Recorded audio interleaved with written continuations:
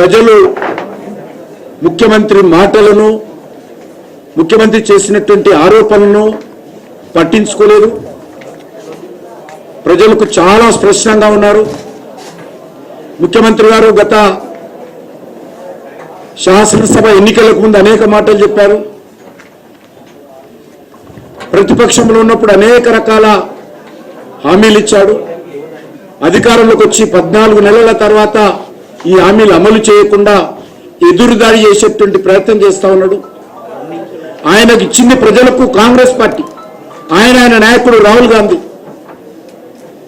ఇచ్చినటువంటి హామీలు అమలు చేయకుండా పూర్తిగా వైఫల్యం చెంది ఈరోజు బీజేపీ మీద ఆరోపణలు చేసేటువంటి ప్రయత్నం చేస్తా ఉన్నాడు.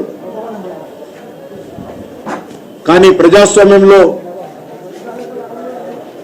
ప్రజల తీర్పు ఏదైతున్నదో చాలా స్పష్టంగా ఈరోజు తెలంగాణలో మనకు కనిపిస్తా ఉంది.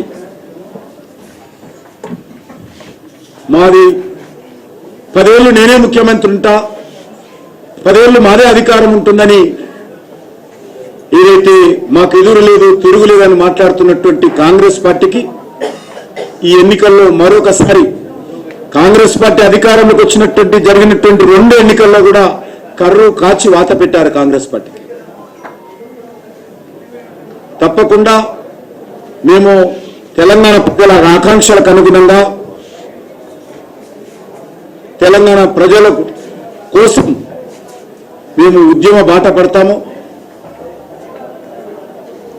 పార్లమెంట్ ఎన్నికల తర్వాత సంస్థాగత పర్వం జరిగింది. ఇప్పుడిప్పుడే సంస్థాగతంగా పూర్తి చేసుకుంటున్నాం. మధ్యలోనే ఈ యొక్క ఎన్నికలు వచ్చాయి.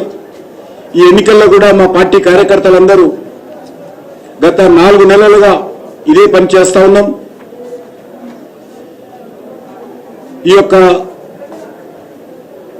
రానున్నటువంటి 1-2 నెలల్లో అన్ని కమిటీలను పూర్తి చేసుకొని ఈరోజు రాష్ట్రంలో ఒక బలమైనటువంటి శక్తిగా ప్రజా సమస్యల మీద పోరాటం చేసే దిశలో ముందుకెళ్తాం. ముఖ్యంగా ఈరోజు ఉపాధ్యాయుల సమస్యల మీద ఈరోజు చాలా అసంతృప్తి ఉపాధ్యాయుల్లో ఉంది. ఉద్యోగస్తులు గురించి పట్టించుకున్నటువంటి పరిస్థితి లేదు. మా పార్టీలో శాసనసభలో కానీ శాసన మండలిలో కానీ మా పార్టీ తరఫున ఈ యొక్క ప్రజల సమస్యల మీద కానీ ప్రత్యేకంగా ఉపాధ్యాయుల ఉద్యోగస్తుల సమస్యలు, నిరుద్యోగ సమస్యలు, పట్టభద్రుల సమస్యల మీద, రైతాంగ సమస్యల మీద ఈ ప్రభుత్వాన్ని నిలదీస్తాం.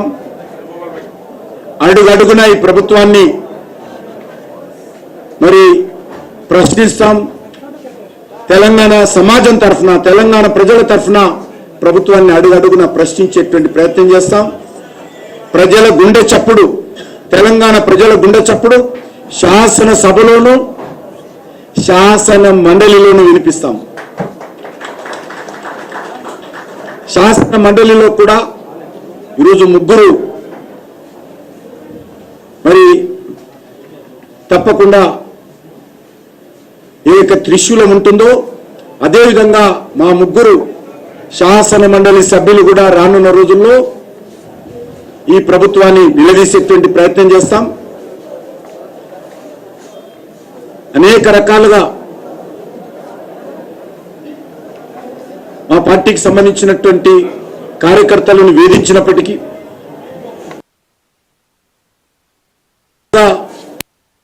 ఇటీవల జరిగినటువంటి ఎన్నికల్లో ముఖ్యమంత్రి గారు తన సహచార మంత్రులు, పార్టీకి సంబంధించినటువంటి ఎంపీలు, ఎమ్మెల్యేలు కొంతమంది అనేక రకాల తప్పుడు ప్రచారం చేసి బీజేపీని ఓడించాలని కుట్ర చేసినప్పటికీ కూడా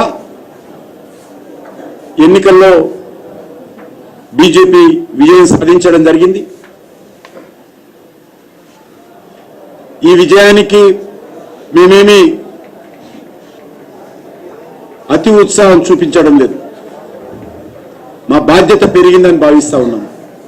తెలంగాణ ప్రజలు మరింతగా పోరాటం చేయాలని, తెలంగాణ ప్రజలు ఈ ప్రభుత్వం మీద మరింతగా ఉద్యమించాలని, తెలంగాణ ప్రజలు వాళ్ళ సమస్యల మీద ఈ ప్రభుత్వాన్ని నిలదీయాలని